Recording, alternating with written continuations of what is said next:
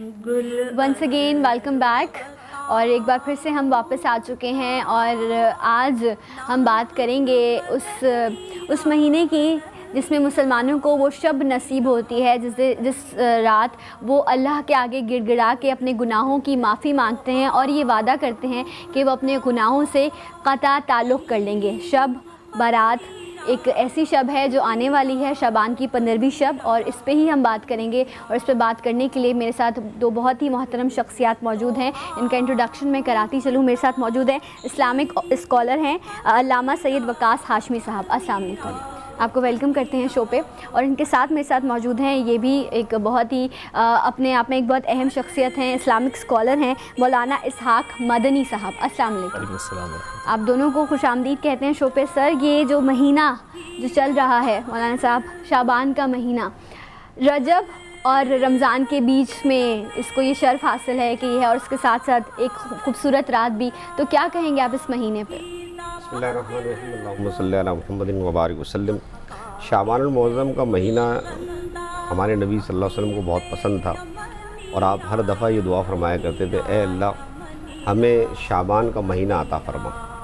اور حضور کی اس دعا کے اندر شعبان کے مہینے کی اہمیت میرا خیال ہے تمام اہل اسلام کے لیے کافی ہے، کہ بہت یعنی ایک چیز پسند ہوتی ہے اسی کی دعا کی جاتی ہے۔ ہمارے نبی صلی اللہ علیہ وسلم جو ہے شعبان کے مہینے کے لیے دعا کرتے ہیں، سبحان اللہ۔ اتنا زبردست یہ بابرکت مہینہ ہے۔ حضور سے پوچھا گیا، حضرت علی رضی اللہ تعالیٰ عنہ سے روایت کہ یہ شعبان کا مہینہ کے بارے میں آپ کیا فرماتے ہیں؟ آقا علیہ السلام نے فرمایا کہ شعبان کے مہینے میں انسان کے اعمال اٹھائے جاتے ہیں، اور میری یہ خواہش ہے کہ جب میرا عمل خدا کی بارگاہ میں پیش ہو تو میں روزے سے ہوں، تو اس مہینے میں کثرت سے روزے بھی رکھنے چاہیے، تاکہ جب ہمارے اعمال اللہ کی بارگاہ میں پیش ہوں تو ہم روزے کی حالت میں ہوں، اور جب انسان روزے کی حالت میں ہوتا ہے تو وہ اللہ کے زیادہ قریب ہوتا ہے۔ تو یہ ماہ شعبان کے اہم ترین جو بات ہے وہ یہ ہے کہ نبی کریم صلی اللہ تعالی وسلم پورے سال میں اتنے روزے نہیں رکھتے تھے جتنے شعبان کے مہینے میں روزے رکھا کرتے تھے۔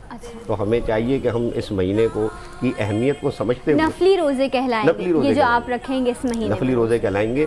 اور اس میں یہ بھی ایک مسئلہ ہے کہ اگر کسی کے رمضان المبارک کے گزشتہ رمضان کے روزے اگر رہ گئے کسی وجہ سے، بیماری وغیرہ کی وجہ سے، تو وہ اس مہینے میں نفلی روزے رکھنے کی جگہ ان روزوں کی قضا کر لیں۔ اچھا، قضا روزے آپ رکھ قضا روزے رکھ لیں۔ اوکے، اچھا آپ کیا کہنا چاہیں گے مدنی صاحب اس کی اہمیت پر، اس مہینے کی فضیلت پر؟ بسم اللہ الرحمن الرحیم۔ پہلے تو بہت شکریہ آپ کا، آپ کی ٹیم کا، آپ کے چینل کا، کہ آپ نے اس حوالے سے ایک پروگرام ترتیب دیا اور ہمیں یہاں پہ سعادت عطا فرمائے کہ ہم اس حوالے سے کوئی گفتگو کریں۔ ماہ رجب، اس کے ساتھ متصل ماہ شعبان، اس کے ساتھ متصل ماہ رمضان۔ شعبان کے متعلق جیسا کہ علامہ صاحب نے ارشاد فرمایا، یہی بات ہے کہ اللہ تبارک و تعالیٰ کے پیارے حبیب صلی اللہ تعالیٰ علیہ وآلہ وسلم کو یہ مہینہ اس لحاظ سے بہت پسند تھا۔ دو وجوہات اس کی علماء نے بیان فرمائی۔ ایک تو یہ کہ اس کی ایک مبارک رات جس میں اعمال نامے اللہ کی بارگاہ میں اٹھائے جاتے ہیں اور پچھلے سال کا حساب مکمل ہو جاتا ہے، اور 15 شعبان سے پھر نئے سال کا حساب آئندہ سے اعمال ناموں کا سلسلہ شروع ہو جاتا ہے۔ دوسری بات یہ کہ آقا صلی اللہ تعالیٰ علیہ وآلہ وسلم کی حیات مبارکہ پر اگر ہم غور کریں تو آپ کی مکمل زندگی، دن رات، آپ کی زندگی کے شب و روز اللہ تبارک و تعالیٰ کی عبادت اور اسلام کی ترویج و اشاعتی میں گزر رہے ہیں۔ لیکن ہم خاص طور پر دیکھتے ہیں کہ حضور صلی اللہ تعالیٰ علیہ وآلہ وسلم شعبان کا چاند نظر آتے ہی آپ کی اور صحابہ کرام کی زندگیوں میں ایک تبدیلی ہو جاتی ہے۔ جیسے کہ ہمارے یہاں ماہ رمضان کا جب آغاز ہونے والا ہوتا ہے تو تبدیلی ایک دم سے آ جاتی ہے، ہم پلاننگ کر رہے ہوتے ہیں کہ رمضان ہمیں کس طریقے سے گزارنا ہے۔ تو آقا صلی اللہ تعالیٰ علیہ وآلہ وسلم اس رمضان کی تیاری ماہ شعبان میں فرمایا کرتے تھے، اور اسی طرح یہ بھی منقول ہے کہ رجب میں بھی آقا علیہ السلام کا عمل بہت زیادہ بڑھ جاتا تھا، پھر ماہ شعبان میں، اور جس طریقے سے شعبان کا مہینہ اختتام کی طرف آتا تھا، نبی مکرم صلی اللہ تعالیٰ علیہ وآلہ وسلم کی عبادت اور ریاضت اور صحابہ کرام علیہم رضوان کے عمل میں بہت زیادہ اضافہ ہو جاتا تھا۔ تو یہاں دیکھیے دو باتیں ہیں۔ پہلی بات تو یہ کہ ہر دن اللہ تبارک و تعالیٰ کی عبادت کی جائے، ہر رات اللہ تبارک و تعالیٰ کی عبادت کی جائے۔ پورے سال میں جو 5 ممنوعہ دن ہیں روزے رکھنے کے علاوہ، اور ماہ رمضان کے فرض روزوں کے علاوہ، جب بھی آپ روزہ رکھیں گے نفل روزہ شمار ہو جائے گا، لیکن کچھ خاص ایام وہ ہیں کہ جو اللہ تبارک و تعالیٰ کے پیارے حبیب صلی اللہ تعالیٰ علیہ وآلہ وسلم نے ان ایام میں عمل کر کے یہ بات اپنے امتیوں تک پہنچا دی کہ عمل کسی بھی دن کیا جائے اللہ تعالیٰ قبول فرما لے تو باعث شرف و عزت، لیکن ان دنوں میں، ان راتوں میں، ان مقامات پر اور ان خاص اوقات میں کوئی عمل کریں گے تو اللہ تبارک و تعالی کی رحمت بہت زیادہ متوجہ ہوگی. تو ہمارے لیے دوسری چیز یہاں پر یہ ہے کہ ایک تو اللہ کی رحمت کا نزول اور دوسرا آقا علیہ الصلوۃ والسلام کے طریقے کی اتباع. جب یہ دونوں چیزیں ملیں گی تو بحیثیت مسلم اللہ تبارک و تعالی کے ہم زیادہ قریب ہونے کی کوشش کر سکیں گے. ابھی آپ دونوں نے ایک اس چیز کا ذکر کیا تھا کہ روزے، نفلی روزے رکھنے چاہیے. تو اس مہینے میں، شعبان کے مہینے میں کچھ ایسے خاص ایام ہیں جن کے روزے کی اہمیت بہت زیادہ ہے، کیونکہ جو لوگ پورا مہینہ اگر نہیں رکھ پاتے کسی بھی وجہ سے تو وہ ان خاص ایام کے روزے رکھیں جن کی زیادہ اہمیت فضیلت ہو. جی ہاں، حدیث میں ایسے مضامین آتے ہیں، جیسا کہ ایک روایت میں آیا کہ نبی کریم صلی اللہ علیہ وسلم نے حضرت علی کو بطور خاص تاکید کرتے ہوئے فرمایا کہ اے علی، 14 اور 15 شعبان کی درمیانی شب کو جاگا کرو اور 15 شعبان کا روزہ رکھا کرو. بے شک جو 15 شعبان کا روزہ رکھتا ہے اسے اللہ تبارک و تعالیٰ 60 سال کے روزوں کے برابر ثواب دیتا ہے. ایک روایت میں یہ آتا ہے کہ بے شک جو 15 شعبان کا روزہ رکھتا ہے، یعنی 14 شعبان اور 15 شعبان کی درمیانی شب جاگتا ہے، عبادت کرتا ہے اور 15 شعبان کا روزہ رکھتا ہے تو اللہ تبارک و تعالیٰ اس کے لیے جنت واجب کر دیتا ہے. اس طرح کی احادیث مولانا میں صاحب قدر کلامی کی معافی، ایک کالر ہے ہمارے ساتھ عبدالرزاق صاحب سعودیہ سے، تو ان سے بات کرتے ہیں. السلام علیکم. وعلیکم السلام. بہن کیا حال ہے آپ کے؟ میں خیریت سے ہوں، آپ کیسے ہیں؟ اللہ کا شکر ہے الحمدللہ. آپ سنائیں خیریت سے ہیں؟ الحمدللہ، اللہ کا بڑا کرم ہے. کیا کہنا چاہیں گے؟ کوئی سوال پوچھیں گے آپ؟ جی میں یہ ہمارے علماء دین صاحب بیٹھے ہیں، میں ذرا ان سے ایک سوال کرنا چاہتا ہوں جی کیجیے. کہ ہم پاکستانی جو مسلمان ہیں، خاص طور پہ ہمارے لیے اللہ تعالیٰ کی بہت ساری نعمتیں ہمارے ملک میں اتری ہوئی ہیں، بے شک الحمدللہ، اور اتنے خوبصورت اور پیارے علماء اکرام جو کہ ہمیں اچھی اچھی باتیں بتاتے ہیں اور ہم ان پر عمل بھی کرتے ہیں. لیکن یہ عمل صرف ایک وقتی طور پہ 1 رات 2 رات 2 دن 10 دن یا 1 مہینے کے لیے ہم کرتے ہیں اس کو. ہم اس کو ہمیشہ کے لیے، پورا سال کے لیے کیوں نہیں کر سکتے اس کو؟ صحیح. کیونکہ نماز جو ہے وہ ہمیں برائیوں سے روکتی ہے، جھوٹ سے روکتی ہے، فحشیت سے روکتی ہے، گناہوں سے روکتی ہے. ہم ایسی کون سی عبادت کرتے ہیں، کون سی نماز پڑھتے ہیں جو کہ ہم یہ نہیں روک پاتے ہیں جھوٹ بولنے سے، ملاوٹ کرنے سے، یعنی تمام برائیاں جو ہم پھر شروع کر دیتے ہیں.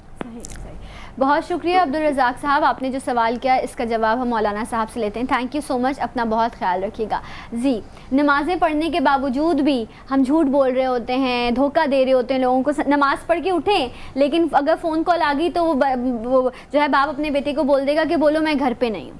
تو یہ کیسی منافقت ہے یہ؟ دیکھیں بات یہ ہے کہ ایک طرف انسان کا عمل ہے اور دوسری طرف اللہ تعالیٰ کا حکم ہے. صحیح. یہ جو ہمیں حکم پر ہم عمل کرتے ہیں، نماز پڑھتے ہیں، روزہ رکھتے ہیں، دیگر عبادات کرتے ہیں، یہ ہم اللہ تعالیٰ کے احکام کی فرما برداری کرتے ہیں. That is duty. تو ہمیں اس ڈیوٹی کو ڈیوٹی کے طور پر نبھانا ہے. اب اس ڈیوٹی کے اندر بیوٹی اس وقت پیدا ہو جاتی ہے کہ جب آپ اسپریچولی اللہ کی محبت میں یہ کام کر رہے ہوں تو اسپریچولی پیوریفیکیشن آپ کے اندر پیدا ہونا شروع ہو جاتی ہے. باطنی صفائی اسے ہم کہتے ہیں. اور جب باطن صاف ہوتا ہے تو انسان کے اندر اللہ کا نور پیدا ہوتا ہے، جس کی وجہ سے وہ جھوٹ بولنے سے، دیگر برائیوں سے بچتا ہے. میں ایک چھوٹی سی ایک مثال دوں گا، بہت اچھی طریقے سے ہمارے ناظرین اس بات کو سمجھ لیں گے کہ اس وقت فی زمانہ ہمارا حال یہ ہے کہ جس طرح ہم دیکھتے ہیں کہ ایک پائلٹ ہے، وہ اپنی ڈیوٹی پر جب جاتا ہے، اگر جہاز میں کوئی بھی فنی خرابی پیدا ہو جائے وہ اپنا ٹائم وہاں پورا کرتا ہے اور ٹائم پورا کرنے کے بعد وہاں سے اپنی ڈیوٹی سے واپس ہوتا ہے. اب اس وقت اسے کہا جائے کہ بھائی آپ جہاز اڑائیں تو وہ کہے گا میرا یہ ٹائم تھا، میں نے اس ٹائم پر یہ پورا ٹائم یہاں گزار دیا، اس وقت جہاز تیار نہیں تھا، یہ میرا پرابلم نہیں ہے. اچھا، میں اپنا ٹائم پورا کر کے جا رہا ہوں، مجھے تنخواہ چاہیے.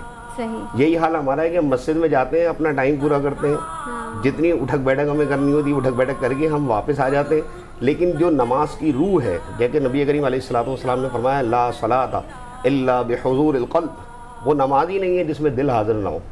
تو ہم نماز پڑھ رہے ہوتے ہیں اور دکان کا حساب لگا رہے ہوتے ہیں، نماز پڑھ رہے ہوتے ہیں اور پتہ نہیں کیا کیا خیالات ہمارے ذہن میں آ رہے ہوتے ہیں. تو میں یہ سمجھتا ہوں کہ جیسے کہ انہوں نے کالر نے کہا، اس کی وجہ صرف یہی ہے کہ اگر ہم اللہ کا کہ مطلب یہ کہ خوف کو اپنے اوپر طاری کریں کہ ہاں اللہ دیکھ رہا ہے، میں اللہ کے سامنے کھڑا ہوں. جس طرح کہ ہم مقصد کسی محفل میں جاتے ہیں تو بڑے بن سنور کے بیٹھے ہوئے ہوتے ہیں, بالکل طریقے سے بیٹھے ہوتے ہیں کہ 10 لوگ ہمیں دیکھ رہے ہوتے ہیں. گھر میں ہم کسی بھی طریقے سے بیٹھ جاتے ہیں, وہاں ہمیں کوئی دیکھنے والا نہیں ہے, حالانکہ وہاں پر بھی اللہ دیکھتا ہے. حدیث پاک میں آتا ہے, نبی کریم علیہ الصلوۃ والسلام فرماتے ہیں جب تم گھر میں اکیلے بھی بیٹھے ہو تب بھی تمیز سے بیٹھا کرو اور پردہ کر کے بیٹھا کرو, کہ فرشتے دیکھ رہے ہوتے ہیں تمہیں, ایسا نہیں ہے کہ تمہیں کوئی نہیں دیکھ رہا ہے. یعنی کہ ہمیں اٹھک بیٹھک اور سجدے کا اگر فرق سمجھ آ جائے تو وہ اپنے رب سے رشتہ ہمارا اور خوبصورت ہو جائے گا. ایک کالر ہے ہمارے ساتھ. السلام علیکم. السلام ورحمۃ اللہ. وعلیکم السلام جی, کون بات کر رہے ہیں؟ دراصل میں عمران بول رہا ہوں جی, لاہور سے. جی عمران صاحب, کیا سوال کرنا چاہیں گے؟ میں دراصل پوچھنا چاہ رہا ہوں مولانا حضرات سے, ماشاءاللہ اتنی اعلیٰ گفتگو ہو رہی ہے اور مبارک مہینے کے سلسلے میں جس کی بہت فضل و قدر ہے. بے شک. یہ جو ریفرنس میں چاہ رہا تھا کہ ہمارے ہاں لوگوں کو مذہب کے بارے میں اتنا زیادہ معلوم نہیں ہے, جی کیونکہ ہم مختلف چیزوں میں, گانوں میں اور ان میں بہت ایکسپرٹ ہیں. جی یہ اگر ریفرنس کے ساتھ بھی بتائیں کہ یہ ابو ہریرہ رضی اللہ تعالیٰ عنہ یا حضرت عائشہ رضی اللہ تعالیٰ عنہ سے روایت ہے کہ اس حدیث کے بارے میں یہ چیز یہ بیان فرمائی ہے, جیسے انہوں نے ماشاءاللہ حدیث کا یہ ریفرنس دے رہے ہیں, جی, تاکہ لوگوں کو اس چیز کا ایک مستند اضافہ ہو سکے کہ واقعی یہ مستند احادیث کا ریفرنس ہے, ہمارے علماء حضرات کا علم ہے اس چیز کے اوپر, اعتماد حاصل ہوگا ہمارے عوام کو. دوسرا ایک چھوٹا سا ایک فکر ہے, مجھے ابہام ہے کہ یہ 15 شعبان کو انہوں نے عرض کیا کہ مسلمانوں کے اعمال اوپر چلے جاتے ہیں, کیا یہ 27ویں شب کے ریفرنس سے بھی ہے رمضان المبارک کے؟ اچھا, بہت ویلڈ کوشچن آپ نے پوچھا ہے کہ یہ جو شب برات ہے اور جو 27ویں شب ہے اس کا کیا آپس میں لنک بنتا ہے اور دونوں راتوں میں کیا فرق ہے, اس پہ ہم ضرور بات کریں گے. اور آپ کی کال کا بھی بہت شکریہ, لیکن یہاں مجھے لینا ایک چھوٹا سا بریک کے بعد واپس آئیں گے, ڈسکشن آگے بڑھائیں گے اور آپ کی کالز بھی لیں گے. ہمارے ساتھ رہیے, ملتے ہیں آپ سے ایک چھوٹے سے بریک کے بعد.